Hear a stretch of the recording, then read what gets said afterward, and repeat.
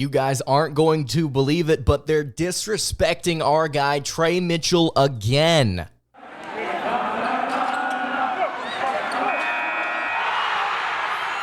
You are Locked On Kentucky, your daily podcast on the Kentucky Wildcats. Part of the Locked On Podcast Network, your team every day. All right, what's going on, Big Blue Nation? Welcome on in to Locked On Kentucky, your daily Kentucky Wildcats podcast. I'm your host, Lance Dawe, writer for Sports Illustrated for various SEC-related things. But on this podcast, we take a dive into all things Kentucky athletics. On today's episode of Locked On Kentucky, we are going to be discussing On3's transfer portal rankings.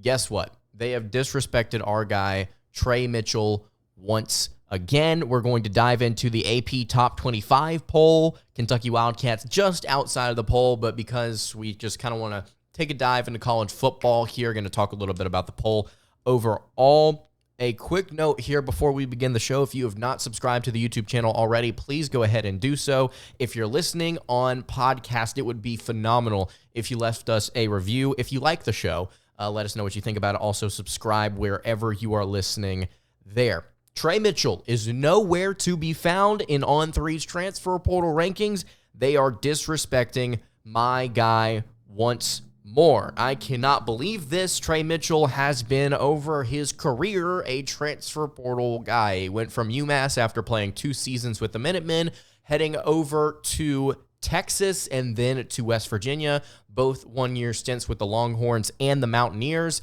And here he is at Kentucky, and he is very quickly fallen from grace in their transfer portal rankings. I think it's absolutely ridiculous, and I'm going to tell you why on today's episode. Before we dive into this, I want to make this brief note that we made on yesterday's show. I am now writing for Wildcats Today of Fan Nation, which is underneath Sports Illustrated. I'm going to be talking about all the things going on that we're discussing here on our podcast over there as well, wildcatstoday.com if you want to go check it out. And I wrote an article about Kentucky's Tre Mitchell not being included in On3's top transfer portal players rankings. I started the article by saying what I'm going to say here. Oftentimes, Kentucky fans cry disrespect over things that neither the fan base nor the program is actually being disrespected over. But this time, not only is it legitimate, it's very confusing. So Tre Mitchell, as we just established, has transferred 3 different times in his career. He started as a transfer out of UMass. According to On3's transfer portal rankings in 2021, Tre Mitchell was the number 44 overall player in On3's, again, in their rankings. After Mitchell transferred from to Texas and played 1 season, he was the number 49 player in On3's recruiting cycle. I'm sorry, I've messed this up. UMass, in his sophomore year, he was the number 44 overall player heading to Texas. And then from Texas to West Virginia, okay, I guess I was kind of right, he was number 49. So he went from 44 to 49 in the transfer portal rankings. After spending 1 year with the Mountaineers, Mitchell is now transferred to Kentucky, where he will spend his final season with the Wildcats, and he is nowhere to be found. I just think it's absolutely ridiculous, very confusing. Tristan Ferris, a writer for Sea of Blue and founder of Kentucky Insider, a friend of the program, made a point on Twitter, or X, whatever you want to call it, about Mitchell's absence in the rankings that I thought was very interesting. So his career statistics, if they're not good enough for you, I think that you really have to take a step back and look at these rankings overall just to kind of soak in the confusion here. Just the weird way Jamie Shaw or whoever over there put these rankings together went about it. It's disrespectful towards Kentucky. It's disrespectful towards Tre Mitchell. And it starts with his statistics, like I just mentioned, 13.7 points per game, 5.9 rebounds, and 34.7% from outside the arc. Those are his career statistics for his time in college. How is that not good for being in the top 300 on On3's transfer portal rankings? Does not make any sense. So let's actually look at some of the different players in On3's transfer portal rankings. This is actually the guy that I saw on here that made absolutely no sense to me. Effton Reed is number 149. Do you know what Effton Reed has done since coming to college? Absolutely nothing. He started his career at LSU. He then transferred to Gonzaga, and now he's at Wake Forest. There is no way that Effton Reed is a top 150 player in terms of transfer portal, status in college basketball. Take a look at his overall statistics during his 2 years in college. At LSU, he averaged 6.3 points, and then at Gonzaga, he played 25 games and averaged 2.1 points per game. How on earth is that top 150 coming to Wake Forest? And you may say, well, Wake Forest needs a big man, and they're going to play Effton Reed. They're absolutely going to. They're going to play him 20 to 25 minutes. You could say that.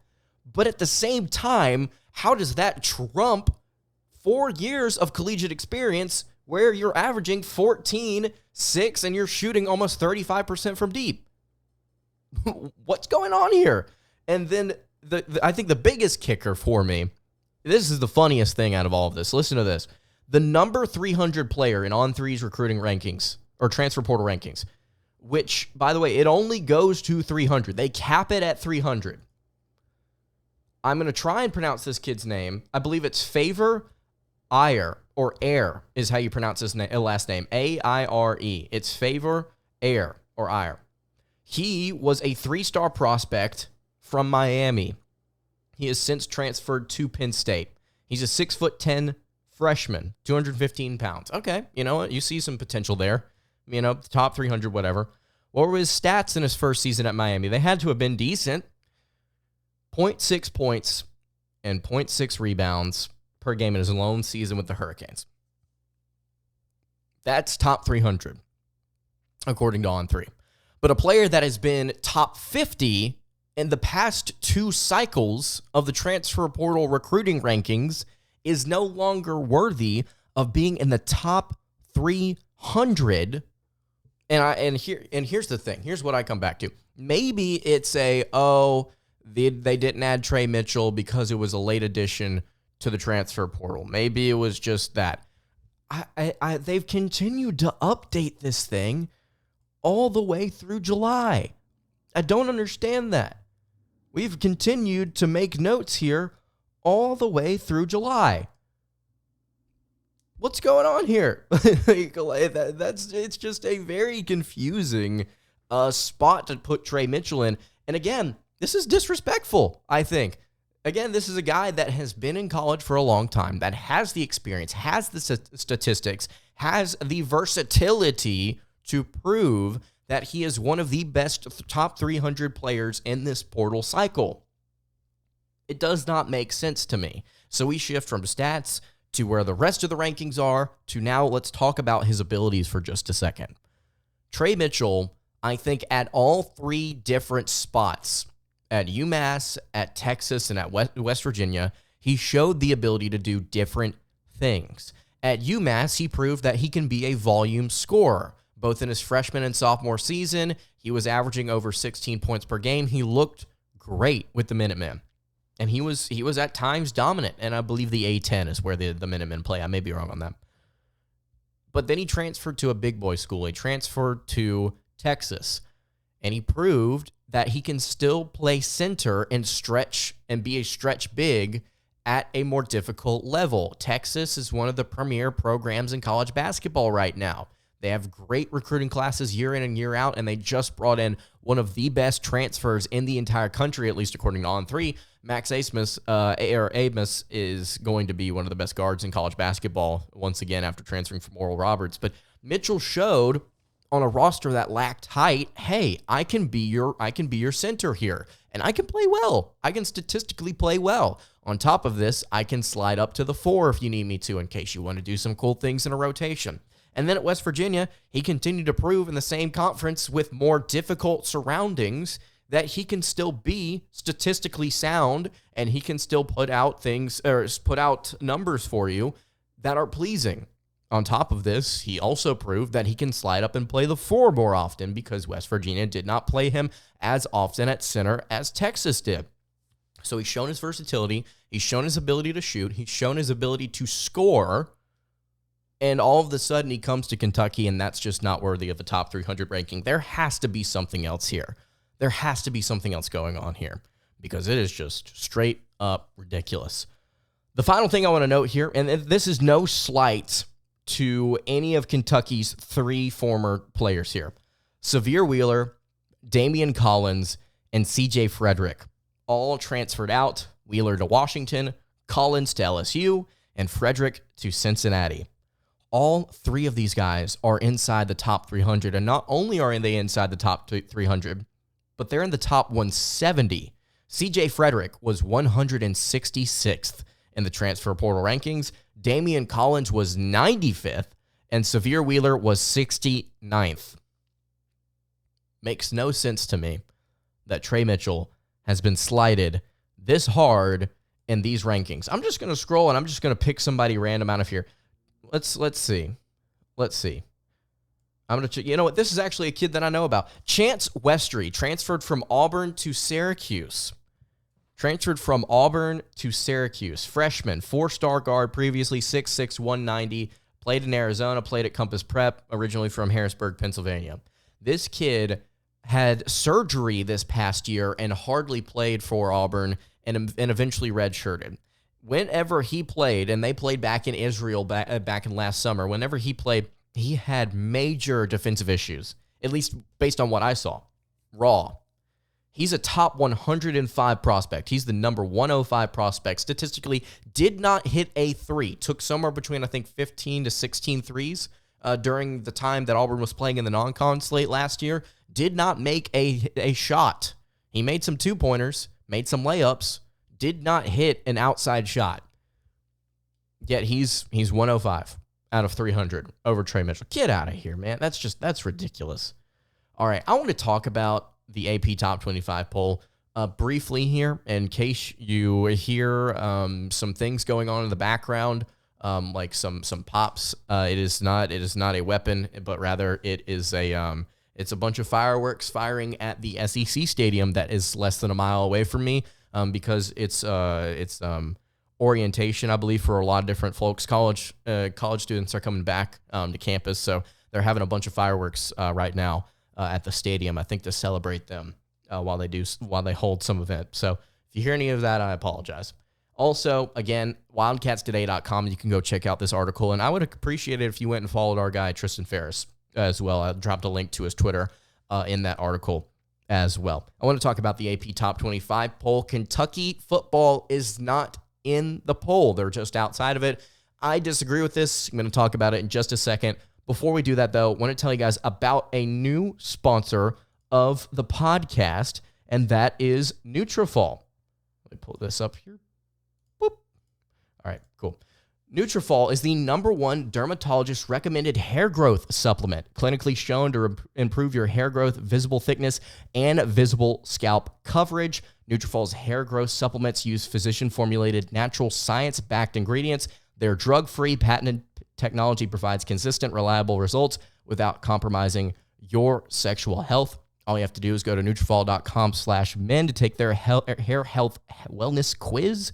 Identify causes of your thinning hair, and Neutralfall will give you a personalized plan for better hair health through whole body wellness. Neutralfall also supports healthy hair growth from within by targeting root causes of thinning, such as stress, hormones, environment, nutrition, lifestyle, and metabolism through whole body health. And on top of all of this, it works. In a clinical study, 84% of men showed improvement in their hair after 6 months taking Neutralfall's men hair growth supplements. So take the first step to visibly thicker, healthier hair. For a limited time, Neutralfall is offering our listeners $10 off your first month's subscription and free shipping when you go to Neutralfall.com/men and enter the promo code LOCKEDONCollege. Find out why over 4,000 healthcare professionals recommend Neutralfall for healthier hair. That's Neutralfall.com/men, spelled Nutrafol.com/men. And again, enter promo code LOCKEDONCollege. All right, continuing along here on the Tuesday edition of Locked On Kentucky. Lance Dawe hanging out here with you. Really appreciate all you guys hanging out with me, listening, watching, wherever you are. I would appreciate it if you subscribed to the show. Trying to get to 6K subs now as we continue to climb over on YouTube. If you're listening on podcasts, following along wherever you are listening and downloading these episodes would be greatly appreciated. Kentucky football is just outside the AP Top 25 poll in the preseason rankings. I don't think that I agree with this for a variety of reasons. So back a couple of episodes ago, the coaches poll was released, and we got to sit here on the show and discuss about why Kentucky was ranked or not ranked, just a few spots outside of the coaches poll here.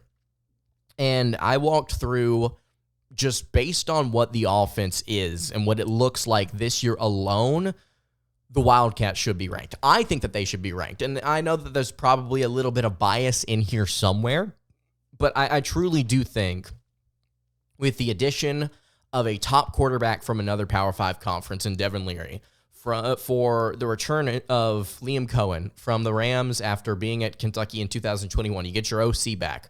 Barry and Brown, Dane Keith formed one of the best receiver duos in the SEC. Tavion Robinson, by the way, is still here. I don't know if you guys know this. Tavion Robinson is still here. So one of the best receiver trios, I think, in all of college football. You have to be excited about this. Ray Davis, transfer from Vanderbilt, a 1,000-yard rusher in the SEC. That's really hard to do, especially at a place like Vanderbilt. You've got a great offense. And if you can get that offensive line going after bringing in some transfers and shuffling some things around, you're going to be sound on that side of the football. That's where Kentucky failed last season. They failed to score and they failed to move the football. They're going to be able to do that, I think, better this year. Now, how much better, we're going to have to wait. We're going to have to actually see what this offense is after a couple of games to really kind of get a grasp on that, but I think it can have significant improvement. I think the ceiling absolutely is high. So I think the Wildcats heading into this year, because of what they have on defense and changing all of these different things on offense for the better, I think that the Wildcats should be ranked. AP voters disagree, which is perfectly fine. That's okay. But I think that UK should be ranked. Georgia is your number one team in the AP poll. They received 60 first place votes. Number 2 is Michigan. They received 2 first place votes, and Ohio State, third, received 1 first place vote. I think this is the most interesting thing out of the entire top 10 here. Alabama is number 4, and they received 0 first place votes. I don't know when the last time that happened. I don't know when's the last time that happened. But I'm very intrigued to see just how Alabama responds to all of the pressure and the outside criticism of their football program this year, or so far this offseason, rather. It's going to be interesting to see what happens there. LSU is number 5 in the preseason. They will be taking on Florida State, who is ranked number 8. That game will be in Orlando. If you are a college football fan, I would highly encourage you to tune into that game. USC is at number 6, Penn State at number 7, Clemson at number 9, Florida State at number 8, as previously mentioned. Washington at number 10. I think that may be a little bit high for the Huskies, especially considering they're playing Boise State week 1, and that game is late at 11:30 p.m. I believe that's Mountain Time, though. That's going to be a game to keep an eye on. Texas at number 11. Who's falling for this? I mean, I'm not. Not until they show us. Tennessee at number 12. Notre Dame at number 13. Utah at number 14. Oregon at 15. Kansas State at number 16. TCU, the national champ runner-ups, all the way down at number 17 to start the season. They did lose a lot. Oregon State at number 18. 19 is Wisconsin. Number 20 is Oklahoma. I don't think that they should be ranked in the top 25, but that is just me. North Carolina at number 21. Ole Miss, another team I don't think should be ranked. Number 22, another team I do not think should be ranked. Texas A&M at number 23. Tulane at number 24. I would have Tulane over A&M, Ole Miss, and maybe even North Carolina. Definitely Oklahoma right now. And then finally, to round out the top 25 is Iowa. We have played Iowa 2 straight years in a row in the bowl in a bowl game. And guys, I want to be able to kind of make a joke here on the show. If you are a college football fan, I think you are going to appreciate what I'm about to say. And what we're going to do as an exercise here for the college football season. In case you don't know, Brian Ferentz is the offensive coordinator for the Iowa Hawkeyes. Brian Ferentz is the son of Kirk Ferentz. And over the past forever, I guess, Iowa's offense has just really struggled to move the ball and score points. Underneath Brian Ferentz, though, it's been astronomically bad. And last year, it was completely humiliating at different points in the season. For instance, Iowa, I believe it might have been their season opener, beat South Dakota State 7-3. They did not get that 7 points scoring a touchdown. They kicked two safeties, and a field goal to make that 7 points. So the University of has decided to crack down on Brian Ferentz, not fire him, because I think it's going to take a lot to have the head coach's son fired from the staff, and essentially said, we are going to give you a slap on the bottom and a pay cut if you don't meet these requirements. There are a bunch of different other various things, like Iowa has to win a certain amount of games, but the thing I want to focus on here is Iowa has to score 25 points per game this year. And so we're going to do a little fun thing on the show here, and this will be even more funny if Kentucky somehow plays them in a bowl again, and this little thing here ends up being a factor. We're going to have the Iowa point tracker up here in the little top left of the corner of the screen here on YouTube. If you're listening on podcast, we'll give you weekly updates on Monday after Kentucky plays. We will give you a very brief, maybe even 5-second update about, oh, by the way, Iowa is now up to this amount of points. They need to get to 300 in order to achieve that 25 points per game mark. They are currently at 0, as you can see on the little box here in the corner with a little sad Brian Ferentz. I think that this is funny. I think we're going to continue to rock with this. Some of you may say it's not Kentucky related. You are correct, but this is a team we've played 2 years in a row in a bowl. This could be a team that we play again. I think that this is absolutely hilarious that they are cracking down on this guy by saying you have to score 25 points per game at a place that it feels essentially impossible to score anything above 30. So best of luck to Brian Ferentz, and we will be monitoring this situation closely as college football fans. I think that this is going to end up being one of the funnier stories of the college football season. So if you've got any thoughts on the AP Top 25 poll, if you've got any thoughts why Kentucky is just outside the poll with 14 votes, you can leave that in the YouTube comments below or hit me on the socials. And that's going to do it for today's episode of Locked On Kentucky. You can follow the show on Twitter at LockedOnUK. You can follow me on Twitter at LanceDawe_, and you can follow the show over on Instagram. That is at Kentucky Podcast. Any questions, comments, concerns, you can leave that in the YouTube comments below. You can hit me on the socials. I will see you all tomorrow for another episode of Locked On Kentucky. Hope you guys have a great rest of your day, and God bless.